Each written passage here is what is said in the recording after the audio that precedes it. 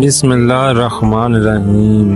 السلام علیکم ناظرین، یہ تو قدرت کا قانون ہے کہ اس دنیا میں جو بھی آتا ہے اسے ایک دن واپس بھی جانا ہے۔ اس دنیا میں آنے کی ترتیب تو ہے لیکن جانے کی کوئی ترتیب نہیں۔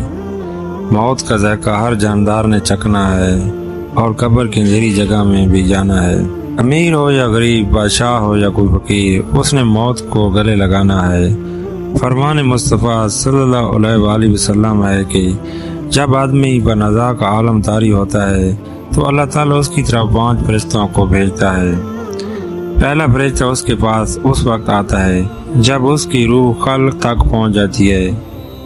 وہ فرشتہ اسے پکارتا ہے اور کہتا ہے، ابن آدم، تیرا طاقتور بدن کدھر گیا؟ آج تو کتنا کمزور ہے۔ تیری وہ بولتی زبان کہاں گئی؟ آج یہ زبان کتنی خاموش ہے۔ تیرے گھر والے اور عزیز و اقارب کہاں گئے؟ تجھے کس نے تنہا کر دیا؟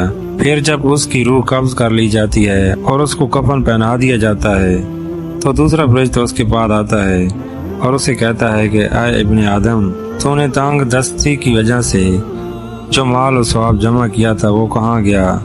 تو نے تباہی سے بچنے کے لیے جو گھر بسائے تھے وہ کہاں ہیں؟ تو نے تنہائی سے بچنے کے لیے جو کچھ تیار کیا وہ سب مال کہاں ہے؟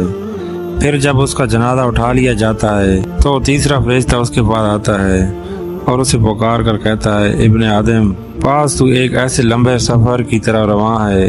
اس سے لمبا سفر تو نے آج سے پہلے کبھی نہیں کیا۔ آج تو ایک ایسی قوم سے ملے گا جس سے آج سے پہلے تو کبھی نہ ملا، اور تجھے ایسے تنگ مکان میں بھیجا جائے گا آج سے پہلے کسی ایسی تنگ جگہ میں نہیں گیا ہوگا۔ اگر تو اللہ کی رضا پانے میں کامیاب ہو گیا تو تیری خوش قسمتی ہے، اور اگر اللہ تجھ سے ناراض ہوا تو یہ تیری بدبختی ہے۔ پھر جب اسے قبر میں اتار دیا جاتا ہے تو چوتھا فرشتہ اس کے پاس آتا ہے اور اسے پکار کر کہتا ہے، اے ابن آدم، کل تک تو زمین کی پیٹھ پر یعنی اس کے اوپر چلتا تھا اور آج تو اس کے اندر لیٹا ہوا ہے۔ کل تک تو اس کے اوپر ہنستا تھا اور آج تو اسی کے اندر لیٹا رو رہا ہے۔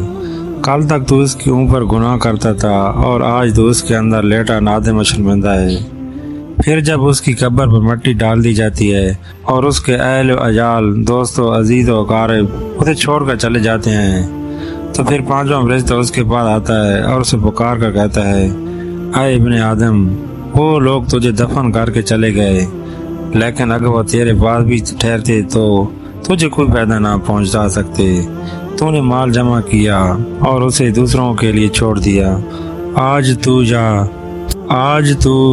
یا تو جنت کے اعلیٰ باغات کی طرف چلا جائے گا یا جہنم کی بھڑکتی ہوئی آگ کی طرف دھکیل دیا جائے گا۔ یہ پیارے ناظرین، ان سب دیکھنے سننے والے یہ زندگی کی بڑی مختصر سی ہے۔